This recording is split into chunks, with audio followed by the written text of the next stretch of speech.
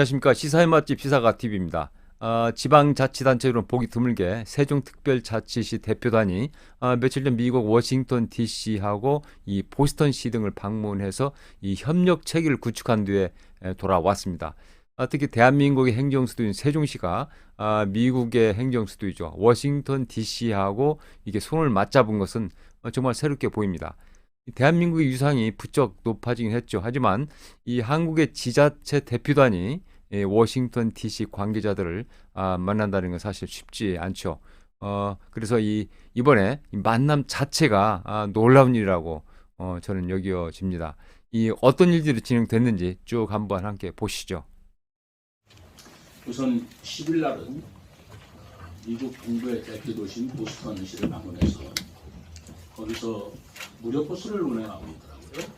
그 무료 버스를 탑승해 봤고, 그리고 교통관제센터를 시찰하는 대중교통 무료화 성과와 그리고 그 내용에 대해서 상세히 알아보고 시간을 가졌습니다. 그 가운데 택기 들고 있는 여성분이 미셸 우라고 보스턴 시장인데요. 대만계 여성입니다. 그리고 보스턴시 역사상 저는 백인이 아닌 동양인 여기서 시장이 된, 그리고 가정주부라고 해요. 가정주부가 시장으로 당선된 사상 처음이었다라는 말씀을 듣고 굉장히 아주 야심차게 활기 있게 시장을 하시는 것 같습니다. 오른편에 있는 것은 무료 버스예요. 페어피라고 써 있는데 제가 한번 직접 시승을 해보고 왔습니다. 버스는 시승한 지 1년이 안 됐지만 교통 금담률이 5%가 증가되었다라는 말씀을 들었답니다. 그리고 교통 체증 개선 효과와 함께 미세먼지 배출 감소 효과도 거두고 있다라고 얘기해 들었고, 미셸 시장은 저에게 굉장히 성공적이다라고 자부심을 갖고 얘기하는데, 구체적인 데이터는 아직 1년이 안 되었기 때문에 1년의 성과나 여러 가지 자료를 공유해 주겠다, 얼마든지 제공하겠다라고 말씀하셨습니다. 굉장히 자신감찬 모습을 제가 느꼈습니다. 그리고 16일 날 방문한 미국의 수도 워싱턴 DC에서는 거기서도 시내버스 무료화를 포함한 대중교통 혁신을 추진하고 있었습니다. 우선 바우저 시장과 같이 환담을 했고요. 사실은 그 워싱턴 DC 시장을 세종시장이 만난다는 것이 쉬운 일은 아니었습니다. 왜냐하면 워싱턴시 시장은 수도이기 때문에 수도시장하고 자기들이 카운터파트라고 생각을 해가지고 이제까지는 아마 만난 적이 없는 걸로 알고 있습니다. 그럼에도 불구하고 저희들은 물론 서울이 우리나라의 현재 국가 수도이지만 그 수도와의 경쟁을 그대로 유지하는 것도 좋다.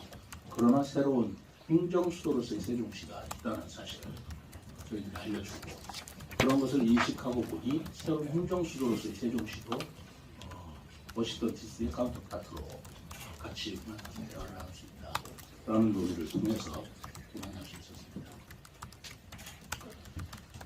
워싱턴 DC에도 가보니까 이 코로나 이후에 상가 공실 문제, 그리고 지역 경제 침체 문제, 교통 문제, 아주 우리 시와 굉장히 흡사한 고민을 갖고 있었습니다. 그러면 새로운 신행정 수도라고 그럴까요? 그 이전하는 신행정 수도의 도시 문제를 해결하는 포럼을 워싱턴 시장과 함께 같이 개최해서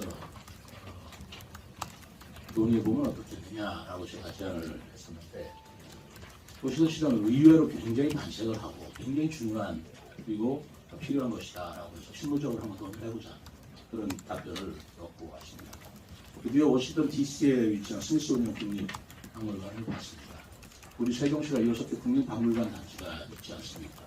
이런 부분에 대해서 스미소니언의 국립아시아예술박물관 체이스 로빈슨 관장을 만나서 여러 가지 얘기를 들었는데, 그 체이스 로빈슨 관장이 한국의 말하자면 작품들을 스미소니언에서 전시하고 하는 문제에 대해서 굉장히 관심이 많고, 아시아라고 그러지만 자기네들은 지금 최고의 관심사가 한국과의 문화 교류 문제다라고 얘기를 하더라고요.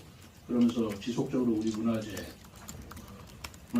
문화체육관광부라든가 이런 부분하고 그룹이 있어서 금년에도 5월 달쯤에 한국을 방문해서 인적서를 협의할 것이다. 그때 같이 만나서 이런 얘기 나눴으면 좋겠다라는 얘기를 했습니다. 그리고 글로벌 교통 혁신 문제는 월드뱅크에서 세계 각국의 교통 문제, 특히 DRP라고 있습니다. DRT라고 하는 것은 수요자 응답형 교통 체계인데요. Demand Response Transportation이라고 하는 건데, 그 DRT 문제가 지금 세계적인 상당히 이슈가 되고 있는 문제였는데, 그 이슈를 우리 한국교통연구원에서 다른 교통 전문가들하고 월드뱅크에서 주최하는 포럼을 열었던 것이고, 거기에 한 도시의 사례로서 제가 가서 소개를 하고 발표를 했던 것입니다. 그래서 우리는 거기서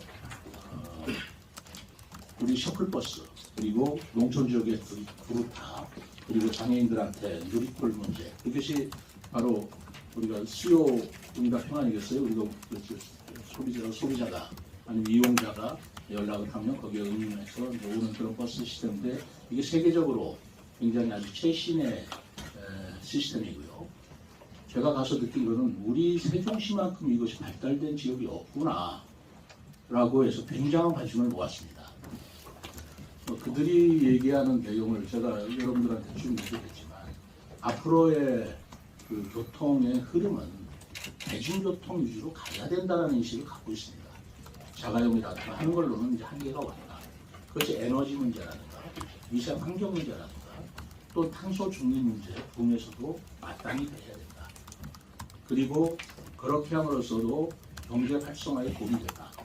무료 버스를 하면서 외지 사람들이 많이 찾아오게 될 것이고, 그러면 그게 무료화하는 것에 대한 재정 문제가 경기 활성화, 관광 활성화 문제로 자기는 그게 만회될 것이라고 본다.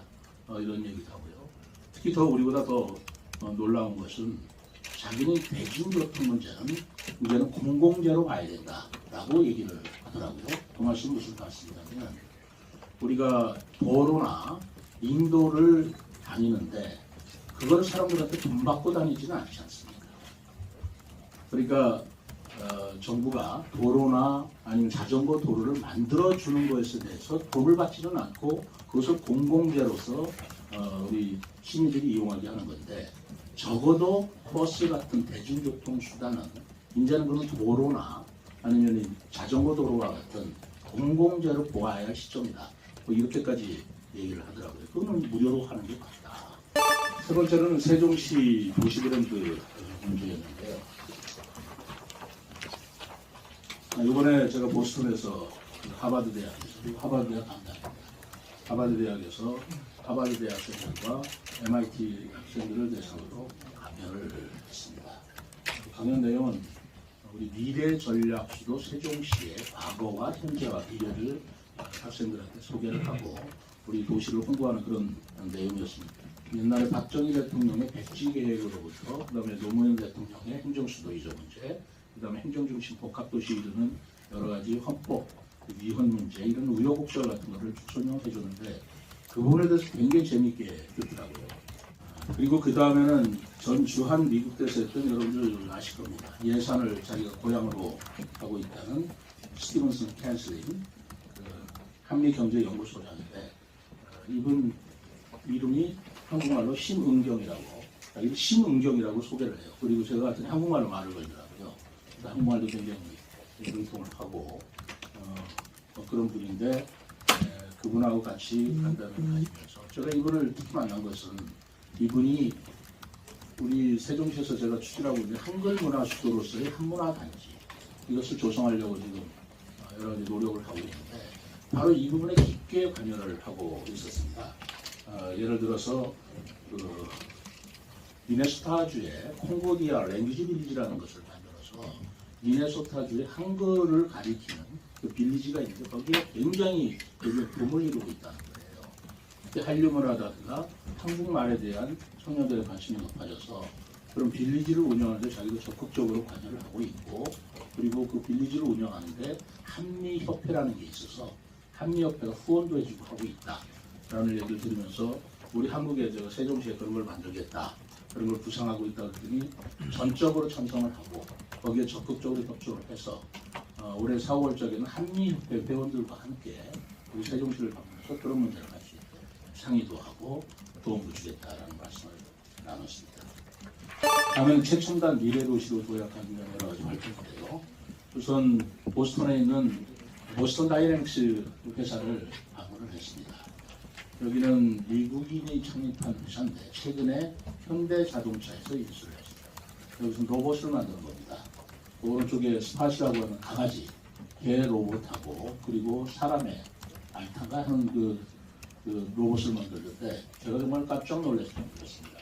그 성능이 완전히 인간하고 비슷할 정도로 뛰어났고 앞에 장애물이 있으면 피해갈 줄 알고 발로 차면 일어설 줄 알고 자기가 배터리를 갈 때가 되면 스스로 뒤집어서 배터리 그 박스를 열어주고 하는 것들을 제가 봤는데 이번에 우리 세종시에서 로봇 산업의 일환으로 국비 지원을 받아서 바로 이 보스턴 다이내믹스사의 스포트 저 강아지 개를 구입을 하게 됩니다. 그렇게 되면 저희가 이응다리 부분에서 시민들한테도 선도 보이고 어떤 역할을 할 수 있는지를 한번 같이 모색해 보는 걸로 하고자 합니다.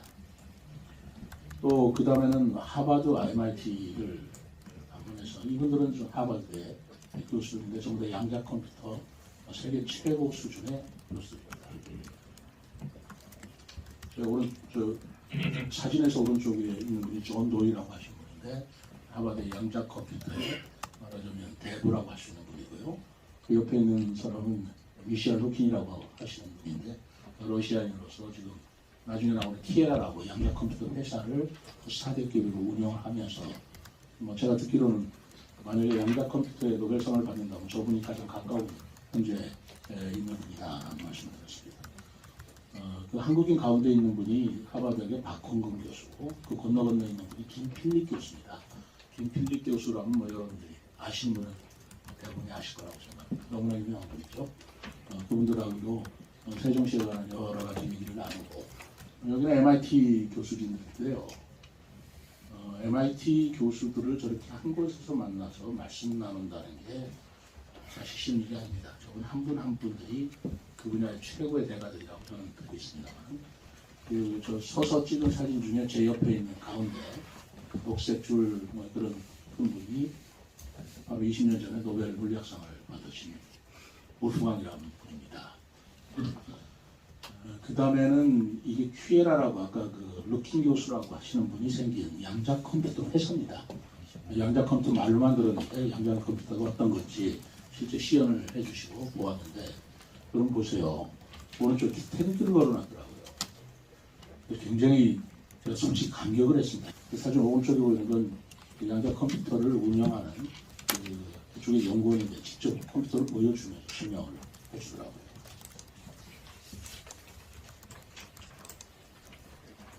아이온 큐는 그 왼쪽에 여러분들이 보시는 한국인 보시는 분이 김정향 교수입니다. 이 분야에서는 한국 최고의 권위자고 굉장히 유명한 분이에요. 지금 디크 대학 교수인데 이분이 아이온 큐라고 하는 양자 컴퓨터 회사를 만들어서 운영을 하는데 양자 컴퓨터가 아직 그 개발 중에 있습니다.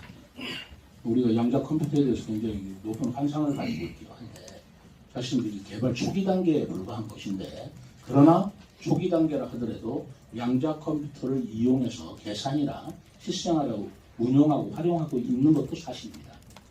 그런데 지금 미국 내에서 이 양자 컴퓨터를 제공해서 수익을 올리는 유일한 회사가 바로 아이오큐라는 얘기를 들었고 그런 말씀을 들으면서 제가 한국의 양자 컴퓨터 수준은 아직 초보 단계라고 얘기할 수 있지만 미국 양자 컴퓨터의 최고 핵심 부서에는 한국인들이 있다라는 생각을 갖지 않을 수가 없습니다. 네, 이 대한민국 행정수도 세종시 또 미국 행정수도 워싱턴 DC가 이제 만났다. 이 만남 자체 정말 원더풀입니다. 이번에 세종시는 일개 지자체 외교를 넘어서 이 대한민국 외교 활동을 했다고 해도 과언이 아니라고 여겨집니다. 이제 중요한 것은 이번 방문에서 기대하는 이런저런 그 구슬들을 잘 꿰는 작업이 되겠죠. 계획대로 잘 성취했으면 하는 마음 간절합니다. 네, 어떻게 보셨습니까? 다음 영상에서 더 알차고 유익한 내용으로 인사드리겠습니다. 구독, 좋아요 부탁드립니다. 감사합니다.